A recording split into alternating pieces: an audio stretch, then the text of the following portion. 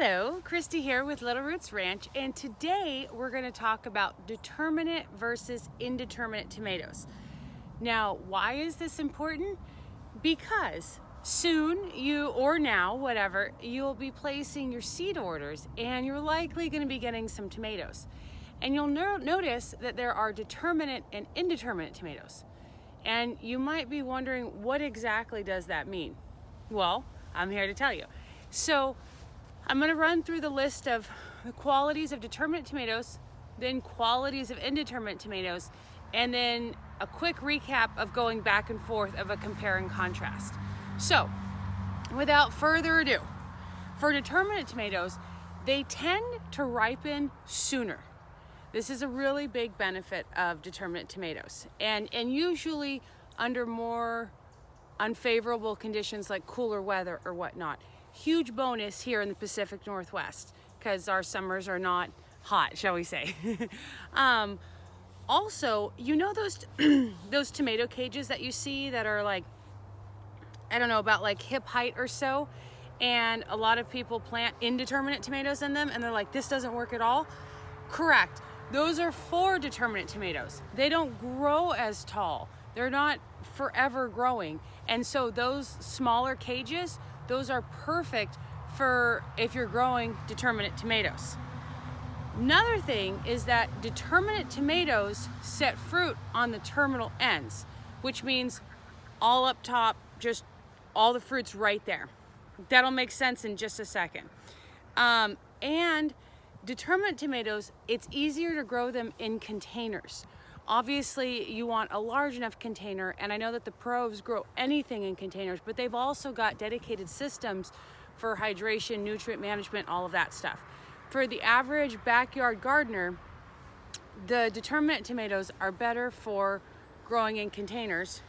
And lastly, and this is something that I really appreciate, with determinate tomatoes, you don't have to prune them. And that is a huge benefit.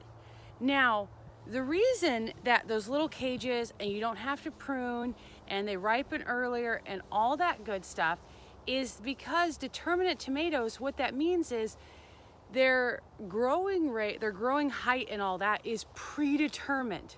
So your average determinate tomato plant is going to rise up out of the ground, grow, hip-ish height depending on different factors, and then it's going to set all of its fruit at once, and which will be harvestable for a few weeks or so. Sometimes it lasts a little bit longer with our cooler weather, but it puts fruit up and then it is done. Once it starts developing fruit, there is no more fruit. So in contrast, there are indeterminate tomatoes. Now, indeterminate tomatoes will keep growing for decades. No, not decades, but until the first frost.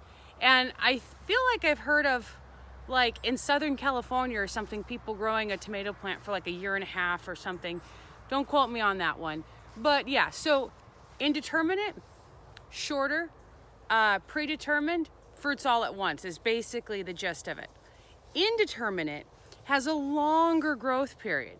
It'll keep growing and flowering, as opposed to the determinate that just puts everything up at once. The indeterminate will keep going as long as there is warmth and water and nutrition and all that stuff, usually killed by the first frost.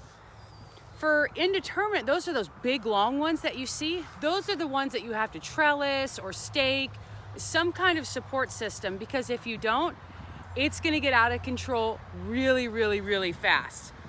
Speaking of that, for fruiting, it fruits along the stem. So you'll see and I'll do a video in the summer when I actually have tomato plants, but you'll see like the little flower clusters that just come off the main stem. And obviously, if all goes well with pollination, those will be, beautiful tomatoes in like a few weeks. And then, I already talked about that they'll continue to grow and produce flowers. And they because they're a much larger plant, they thrive when they develop a really large root system, and therefore containers are not ideal. Again, I know I said that you can see pros with like greenhouses that grow in containers and stuff like that, but those are like well-managed systems. For the average person, it's not advisable to grow indeterminate tomatoes in containers, though you can always do what you want to do. You know, if that's all you have and you want to grow one, you'll just have a lower yield, but that's okay. There's always, you know, give and take on what you want to do and what is the best thing to do, if that makes sense. And last but not least, and this is the biggest one I think people miss, especially up here where we don't have the heat, indeterminate tomatoes have to be pruned like every couple days. They will get out of control, and you want to have either a single or a double leader, and you want to take off all of the what's it called? Why did I forget that? Suckers. Sorry. All the suckers that are like in the crotch that grow out, you want to clip those, because especially in our mild summer, those will just keep producing, and even on top of each other. And what you're going to have is a whole bunch of flowers, which sounds great, but then you're going to have a whole bunch of tomatoes that, one, are going to be smaller and are never going to get ripe, thus defeating the purpose of having a tomato plant. So you want to make sure, I know it feels really hard to be clipping your baby tomato plant. I understand that, but trust me, it's important. And especially, there's gonna be a siren going by. It might be too loud. I don't know if you can hear it. We'll just hold off for a second. That's what the turkey was alerting me to. Anyways, I know it's hard to clip off, but trust me, to be able to get the fruit that you're looking for, you want to clip them. So again, there's determinate and indeterminate. Here at the farm, I grow both. My early season is started by the determinates.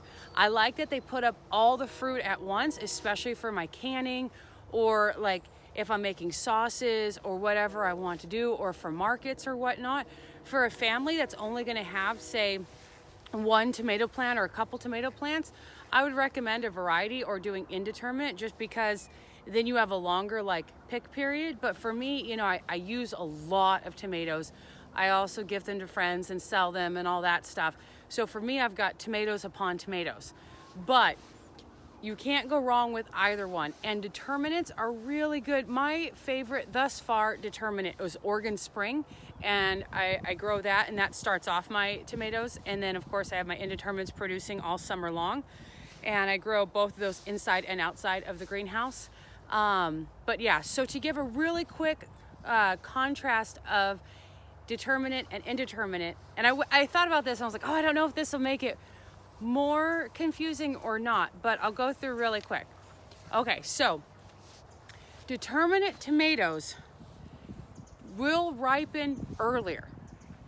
Indeterminate will ripen over a longer period. Determinate can be caged.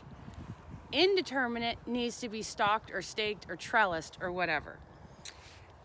Determinate sets fruit on the terminal ends. Indeterminate sets along the vine. Determinates can be grown in containers. Indeterminates do better with access to soil planted in the ground. Determinates don't need to be pruned / should not be pruned. Indeterminates absolutely need to be pruned. As far as flavor and all that stuff, there's a bunch of different factors, but that's just the basics. When you're looking at the seed catalog and you see determinate and indeterminate, are wondering, what the heck are these? Now you know. My recommendation, get them all. Tomato galore, tomato tornado. But anyways, if you still have any questions about determinate versus indeterminate, go ahead and comment those below and I can help clear those up. I'll come back and do another video when I've got my tomatoes going full scale in the greenhouse and out in the field, and show pictures and stuff like that. But just remember, about hip high is your determinate and to the sky is your indeterminate. Thank you and happy gardening.